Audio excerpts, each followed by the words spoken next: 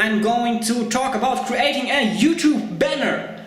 But keep in mind firstly that I'm not a design expert. There's not a lot you can learn from me, is what I wanted to say with that, but forget what I've said. I document absolutely everything I do on this channel, and over time it will improve, okay? Whenever I design something, I pretty much always use exactly the same workflow. So today I want to share that workflow with you, and I hope you can use it in your own projects. Please be aware of the fact though that this is not a technical tutorial. There are plenty of Photoshop and GIMP tutorials out there. This video focuses just on the design part and on the workflow. First of all, think about which kind of image you want to create, what the purpose of your image is, what your goals are, and what the resolution of your image is. In my case, the purpose is creating a channel art right here that represents my personality and looks at least a little bit professional. There are tons of templates out there. I picked this one because it simply shows which parts of the screen are visible on which device. TV uses the entire image, and on desktop and mobile devices you only see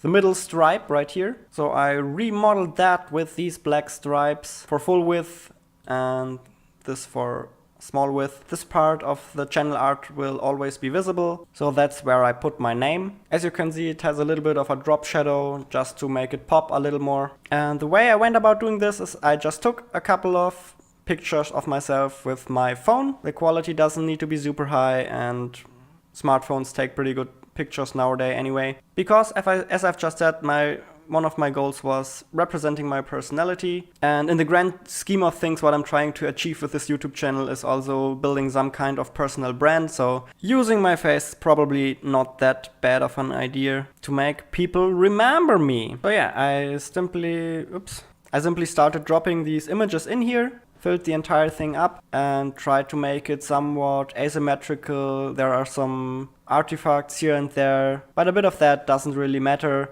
If anything, it makes it more interesting.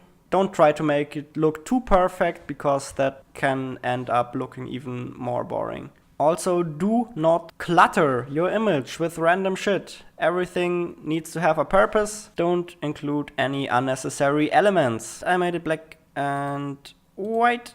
Oops, no. Black and white. Increasing the contrast and really just lowering the alpha channel of this entire folder of all of my faces here, so you can just barely see them. Looks pretty nice. During the process I always checked how the smaller version of it looks. Both versions need to look alright, and after that I went on to making sure this looks alright too, because this looks a little crappy. What I did is I filled the empty space with more photos of myself, which still looks a bit crappy, so I added this nice black blend at the edges and suddenly looks pretty alright. I can live with that. What's special about this workflow is that I try random things all the time. Adding some weird patterns, not having any photos in the background, giving everything weird colors, putting a weird big picture into the center of the screen. And what we just figured out together is that this version looks pretty dope as well, so I'm gonna save that as PNG.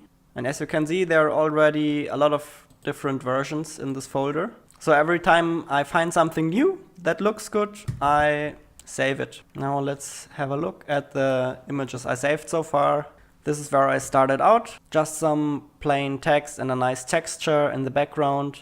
I highly recommend putting a bit of texture into absolutely everything, makes your images look more interesting. Darker version, colored version, also pretty nice, but doesn't really fit my channel. This looks a bit too artsy for some reason, too serious. Here, the same thing with a bit of texture. I don't think this looks all that nice either, but it was good enough to save it. Same in green. This is the one I'm currently using, and this is the one we just exported, which looks pretty dope as well. Especially if we just use the middle stripe, it should look pretty alright. Both of those are pretty good. So what I recommend when you have all of those is clicking into your folder and click on extra large symbols so you can see them all besides each other.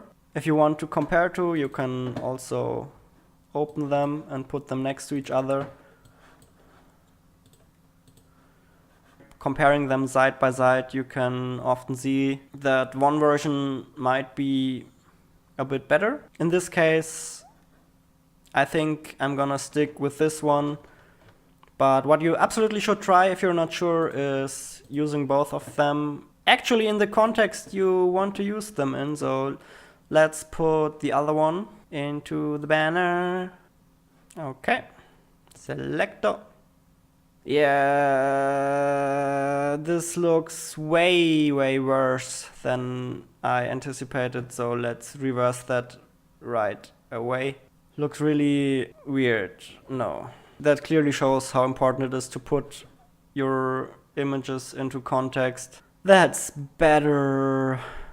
Thank God. So here's another example where I used exactly the same process, just saving all of the image that I liked. This is the banner for an app I created some time ago. So I kept trying different designs, always comparing them and keeping what looks good. This is the one I liked the most, so I kept iterating on that. As you can see, there are a lot of other colored versions as well, in red, whatever. It's really important to compare them all the time. Whenever you like two of them, put them next to each other. Which one looks better? This one is better, so let's keep going with that. Then it turned into this. Tried different titles, different formatting. This is another funny one.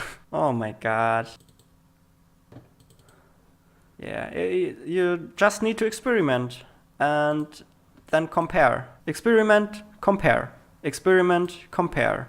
Experiment, compare. That's the workflow I'm talking about. Hope you enjoyed this, hope you learned something. Thanks you for watching.